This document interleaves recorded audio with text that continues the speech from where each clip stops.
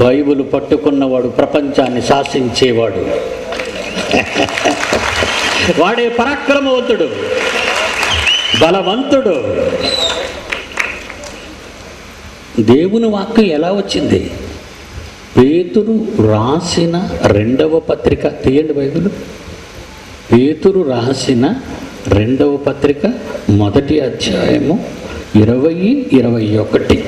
ఒకడు ఊహను బట్టి చెప్పుట వలన మీ చేతిలో ఉన్న బైబిలులో ఏ మాట పుట్టదని మొదట గ్రహించుకోండి. ఎందుకంటే ప్రవచనము ఎప్పుడునూ మనుష్యుని ఇచ్చనబెట్టి కలుగలేదు, కానీ మనుష్యులు పరిశుద్ధ ఆత్మలో ప్రేరేపింపబడిన వారే దేవుని మూలంగా పలికినవే 66 పుస్తకాలు. మరలా చదువుతున్నాను ఈ మాట. ప్రవచనము బైబిల్లో ఉన్న మాటలేవి మనుష్యుడు తన సొంత ఉద్దేశాలతో వ్రాయలేదు, కానీ నువ్వు చదువుతున్న ఈ బైబిల్ మనుష్యుడు ఊహించి వ్రాసినది కాదంటున్నాడు ఇక్కడ. ఒకడు ఊహను బట్టి చెప్పుట వలన బైబిలులోని ఏ మాట కలుగలేదు, కానీ మనుష్యులైన వారు, ఏమండి, ఒక మోషే కానివ్వండి, ఒక దావీదు కానివ్వండి, ఒక పౌలు కానివ్వండి, ఒక మత్తయి కానివ్వండి, మనుషులైన వీరు ఆత్మ, పరిశుద్ధాత్మ, స్పిరిట్, పరిశుద్ధాత్మ ప్రేరణతో మనుషులు పలికిన మాట. ఏమండి, బైబిలు ప్రకటించటానికి ఒక మహాపుస్తకం అండి. నిజంగా దేవుడు నన్ను ఎంతటి వాడిని చేసేదానికి కారణం, నేను ఎంతటి వాడిని అవడానికి కారణం 25 ఏళ్ళు చదివానండి బైబిల్ని. 25 years. It's a wonderful book అండి. బైబిల్ అంటే ఏమనుకున్నారు? మత గ్రంథం కాదండి, బుక్ ఆఫ్ హెవెన్లీ నాలెడ్జ్. ఏమండి, మహాజ్ఞాన గ్రంథం అండి. అది ఎవరికి రాదు అది యాక్చువల్గా ఎవరికి రాదండి.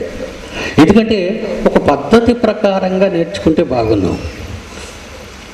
ఒక పద్ధతి ప్రకారంగా బైబిల్ నేర్చుకోరు కదా, మీకు తెలుసు కదా. మా పిల్లలకి ఎలా నేర్పిస్తున్నాడో చూడండి.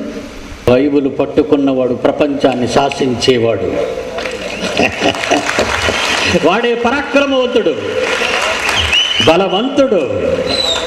నీ మనసును మార్చటానికి, దేవుని వైపు నిన్ను మళ్లించటానికి, దేవుని గొప్పతనాన్ని చెప్పటానికి మత పుస్తకం అని పక్కన పడేసేవే బైబిల్ని, ఆదివారం ఒక్కసారి చదివితే చాలనుకుంటున్నవే బైబిల్ని, ఆ బైబిల్ని దివారాత్రము ధ్యానించమని గొర్రెలు కాసుకుంటూ రాజుగా మారిన దావీదు రాసిన కీర్తన 1వ అధ్యాయం మీ అందరికీ తెలుసు. దుష్టుల ఆలోచన చొప్పున నడువక, పాపుల మార్గమున నిలువక, అపహాసకులు కూర్చుండ చోట కూర్చుండక.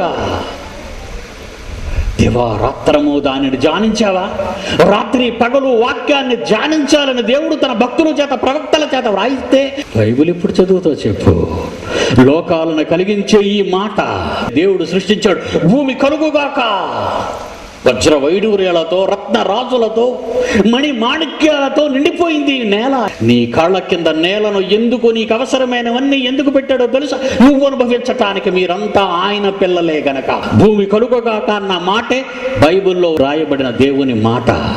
పరిశుద్ధాత్మ ప్రేరణతో మనుషులు పలికిన మాట.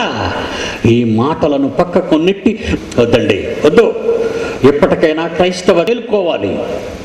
నన్ను చూసైనా మీరు నేర్చుకుంటారా? బైబిల్లో మహాజ్ఞానం ఉందని. ఎందుకంటే 2 పేతురు 1వ అధ్యాయం 20-21. ఒకడు ఊహను బట్టి చెప్పుట వలన మీ చేతిలో ఉన్న బైబిలులో ఏ మాట పుట్టదని మొదట గ్రహించుకోండి. రాజుల మొదటి గ్రంథం 19వ అధ్యాయం 10వ వచనం. సైన్యములకు అధిపతి దేవుడైన తండ్రి కొరకు మహారోషము గలవాడనై నేను ఒకడిని మాత్రమే మిగిలి ఉండగా నా ప్రాణమును కూడా తీయడానికి చూస్తున్నారంటున్నాడు ఏలియా. దేవుని పిల్లలారా, బైబిలుకు భిన్నంగా నడుస్తున్న వ్యవస్థలోని ప్రతి దురాగతాన్ని ఆపగలిగిన, భూమిని తలక్రిందులు చేసేవాడే క్రైస్తవుడు. నమ్ముతారా మీరు మాట? నన్ను చూసైనా నమ్మండి పోనీ. భూమిని తలక్రిందులు చేయగలవాడు క్రైస్తవుడనుంది అపోస్తల కార్యం 17:6. తప్పు చేస్తే ఎవడినైనా నా తండ్రి విడిచి పెట్టడని చెప్పటానికే 20వ శతాబ్దంలో జన్మించాను నేను. దేవుని పిల్లలారా, ఇంత జ్ఞానం వీడికి ఎక్కడి నుంచి వచ్చిందని మీరు అనుకుంటున్నారా? ఒక చిన్న పుస్తకం అండి, దాని పేరు బైబిల్. దాని పేరే బైబిల్ అండి. జనారణ్యంలో ఇన్ని మృగాలను దేవుని పిల్లలైన కుమారులుగా మార్చే బాధ్యత మనందరిపైన ఉంది. నమస్కారం.